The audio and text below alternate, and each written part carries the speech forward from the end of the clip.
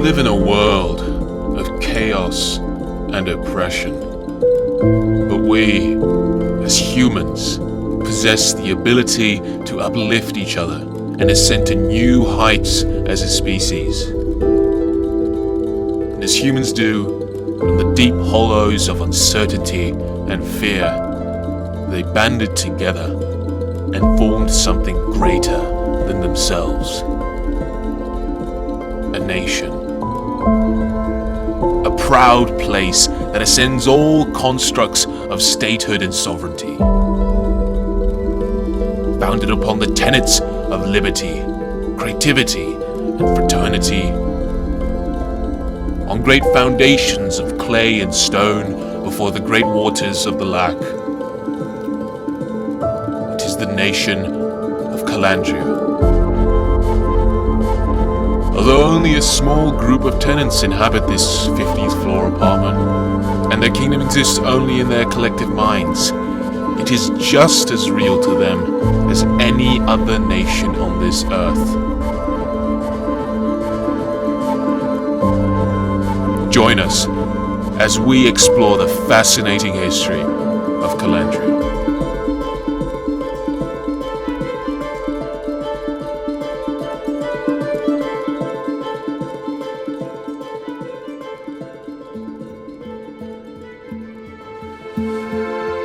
As we know it today, Calandria has 5 citizens, though throughout the ages it has seen a flurry of vibrant folk walk its halls. In fact, the earliest known mentions of Calandria predate the pandemic to the year 1 BC, what Calandrian historians refer to as the start of the Dark Ages.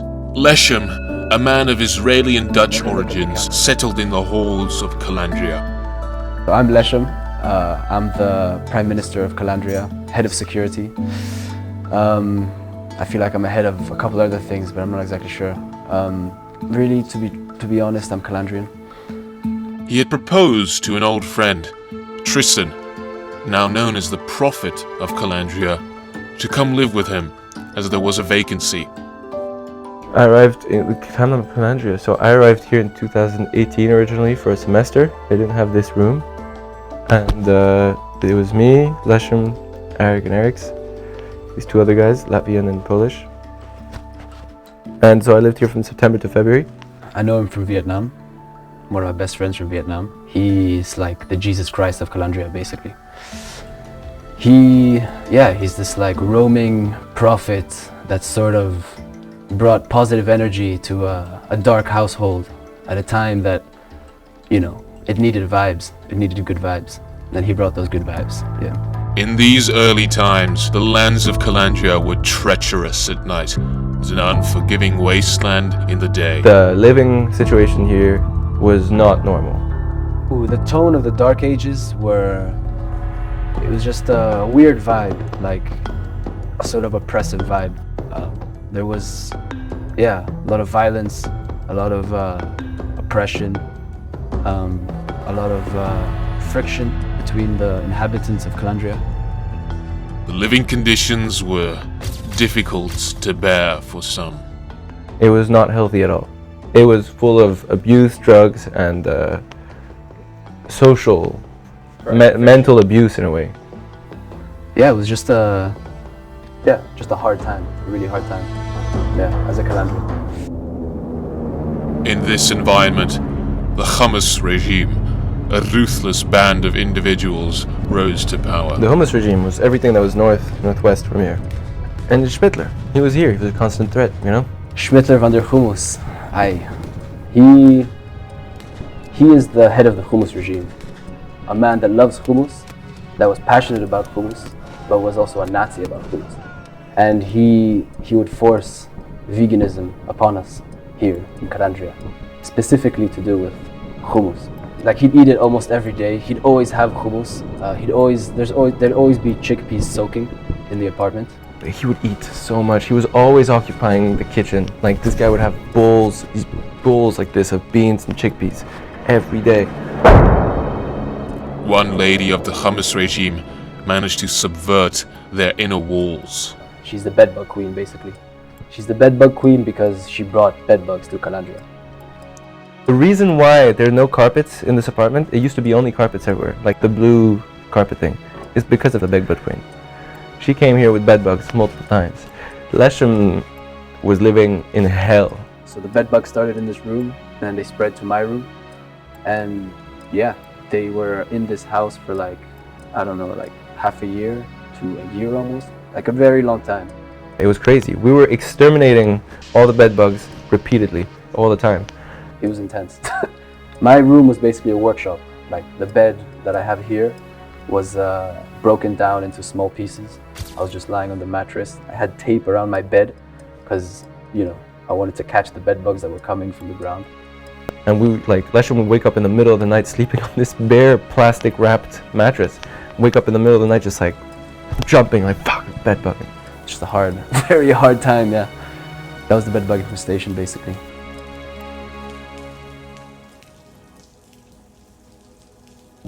Calandria existed in a form that would be unrecognizable to its citizens today. It was during this period that the secret scrolls of time were discovered, bringing Calandrian lore to life. The secret scrolls are these ancient texts that we found, that we wrote.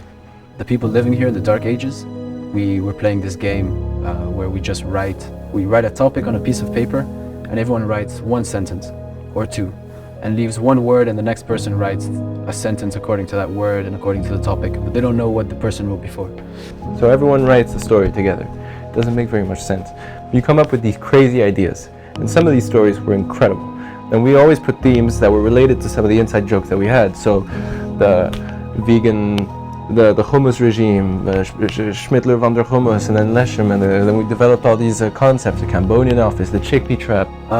There's also Ragnus's quinceañera. And you got the Wakuli clan that's giving us coffee every night, and then you have the Schmackies, and then, you know, you got all these little bits of lore.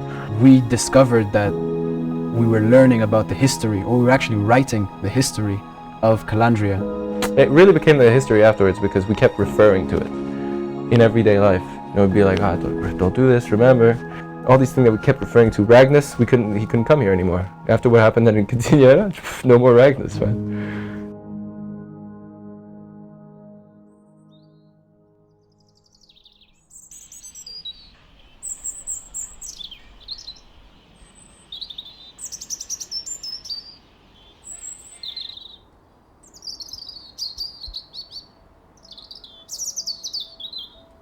Summer was upon Calandria, and after a long struggle against the Hummus regime, Leshem and Tristan succeeded in ousting the Hummus regime.